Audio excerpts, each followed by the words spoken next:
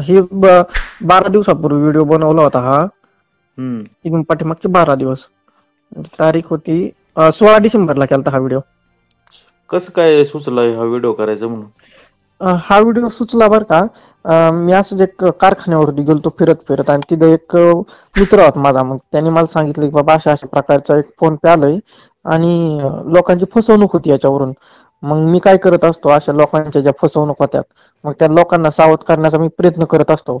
माझ्या Instagram ID वरती सुद्धा मी व्हिडिओ टाकलेले आहेत संबंधित जे ऑनलाईन सोशल मीडिया फ्रॉड होतात ना, हम्म. लोकांची लूट केली जाते हिंदी वगैरे फोन करून, किंवा बँक मॅनेजर बोलतोय, किंवा इतर अशा वेगवेगळ्या प्रकारून हा. लोकांची लूट केली जाते.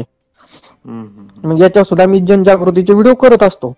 मग नंतर हे फोन पेचा विषय घेतला. मग असं सुचलं की आपण असं दाखवू की मीच चोर आहे. बर. हा. बोल ना. मग काय झालं, रडू नको तू. रडतोय काय? हॅलो. हा, एक मिनिट. रडू नको तू. काय झालं ते सांग. दुपारी तुम्हाला फोन केला होता मी, बातमी बनवली तुझी. आता ते परत मी आता बातमी करण्यासाठी तुला फोन केलाय. रडू नको. काय झालं ते व्यवस्थित सांग.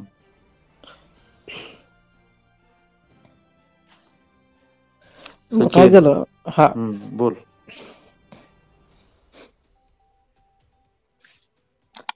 बोल, काय घाबरू नको तू. काय चुकीचं केलं नाही, चांगलंच काम केलंय.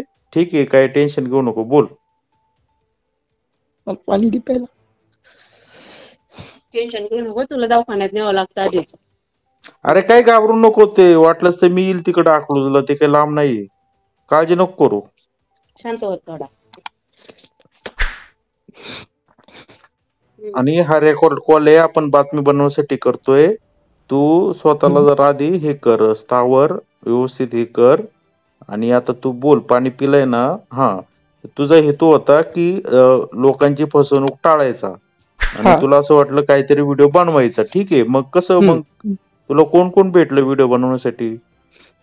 मग त्या व्हिडिओ मध्ये माझा मित्र अस्लम शेख आणि नंतर राहुल आदलिंगे, म्हणून आम्ही मग तिघांनी ठरवलं हे की दोघं पण पोलीस आहेत, तू मगाशी हा मला फोनवर सांगितलं तसं. हा हा. हो, हे दोघं पण पोलीस आहेत. आणि राहुल अस्लम माझा लहानपणीपासूनचाच मित्र आहे. खाली बस सोनू. लहानपणीपासूनचाच मित्र आहे माझा.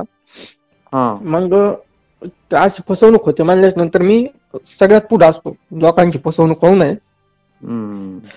मला वाटतं. मग मग त्यावरती व्हिडिओ करायचं ठरवलं.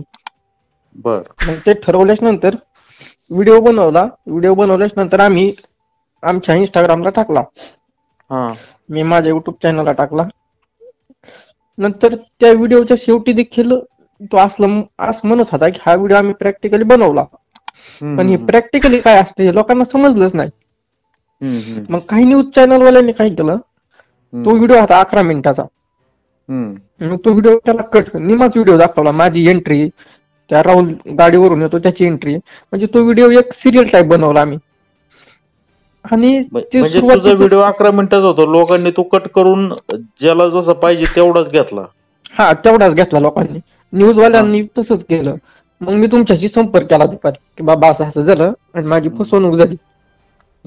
मग त्या व्हिडिओ मध्ये मी चोराची ऍक्टिंग केली की बाबा त्यांना म्हटलं मी चोर होतो, तुम्ही करा व्हिडिओ. मग व्हिडिओ शूटिंग साठी एक पोरग घेतलं, ते दोघं. मग आम्ही व्हिडिओ केला. व्हिडिओ केल्याच्या नंतर सोशल मीडियावर टाकला आमचा. मग तिथून पुढे 4-5 दिवसांनी एवढा व्हायरल झाला की बऱ्यापैकी सगळ्याच महाराष्ट्रातल्या एकही असा व्हॉट्सअप ग्रुप राहिला नाही की त्यावरती तो व्हिडिओ गेला नाही. नातेवाईकांपर्यंत गेला. त्यांचे मला फोन आले, अरे काय केलंय म्हणले, काय गरज होती तुला. म्हणजे कुठंतरी लोकांना सावध करण्यासाठी व्हिडिओ केला. असं झालं की आता मलाच सावध राहावं लागतंय. काय अनुभव आले लोकांचे? लोक काय म्हणतात, लोकांनी काय व्हिडिओ बघितला नाही, कटकट व्हिडिओ केला व्हॉट्सअप वरती, लोकांनी व्हायरल. व्हिडिओतून जो मेसेज द्यायचा होता तो मेसेजच गेला नाही लोकांपर्यंत. लोकांना असं वाटलं तो व्हिडिओ खरा आहे आणि तू काहीतरी फसवतोय फोन पेने, आणि ते जे आहे दुकानदार ते तुला मारतात. लोकांना ते खरंच वाटलं, म्हणजे तुझी ऍक्टिंग. हा म्हणजे ती ऍक्टिंग माझी खरीच वाटली लोकांना. मग व्हिडिओ व्हायरल झाल्याच्या नंतर आम्ही लगेच दुसऱ्या दिवशी तातडीने लगेच दुसरा व्हिडिओ केला की असलमला बोलवलं, बाबा असाच चल लवकर व्हिडिओ व्हायरल झालाय, आता आपण दुसरा व्हिडिओ करू. मग लगेच आम्ही दुसरा व्हिडिओ केला, तो परत सोशल मीडियावर टाकला. पण जेवढा हा व्हिडिओ व्हायरल झाला सुरुवातीचा आमचा, तो तेवढा व्हिडिओ व्हायरल झाला नाही, लोकांपर्यंत काय पोहोचला नाही. आणि अजून पण मला फोन येतात की आज व्हिडिओ आमच्या आलाय, काय केलंय. येऊन शेजारी आजूबाजूचे लोक सुद्धा म्हणायला लागले काय लोकांच्या पोरांनी फसवणूक केली कोणाची. म्हणजे तूच चोर आहे जसं काय समाजात दिसलं. हा मीच चोर आहे असं समाजात दिसलो, पण समाजाला वाचवण्यासाठी मी केलं, पण मीच कुठेतरी त्या गंगेत वाहिलो. तूच बदनाम झाला. हा मीच लोक बदनाम काय झालो. मग आता तुला घराबाहेर पडल्यावर काय म्हणतात लोक, काय असं त्रास देतात? हा म्हणतेच बाबा तू व्हिडिओ बनवला, तू काय फसवणूक केली कुणाची. तर मग परत त्यांना सांगावं लागतं की नाही तू व्हिडिओ ना तुमच्या दुकानदारांसाठीच सावधानसाठीच केला होता, गोरगरीब जनतेची फसवणूक होऊ नये म्हणून केला होता. मी त्यांना मला प्रत्येकाला सांगत बसावं लागतं. विश्वास ठेवतात का लोक? कुठला विश्वास ठेवतात लोक तरी, म्हणते तूच केला असं हे आणि सांगतोय असंच काहीतरी. मग परत त्यांना व्हिडिओ दाखवावा लागतो. बाबा बघा लोकांना असं सांगणार ना समजून. किती किती दिवस सांगणार मी लोकांना. आता माझे शाळेचे शिक्षक लोक त्यांचे सुद्धा फोन आले, अरे म्हणले काय केलं तू, म्हणले एवढा चांगला पोरगा तू असं का करतो. अहो सर म्हणलं तू व्हिडिओ लोकांची फसवणूक होऊ नये म्हणून केला, पण म्हणले त्याचं वेगळंच वळण गेलंय, म्हणजे तूच चोर झालाय त्याच्यात. म्हणजे एवढा मनस्ताप व्हिडिओ तूच झाला.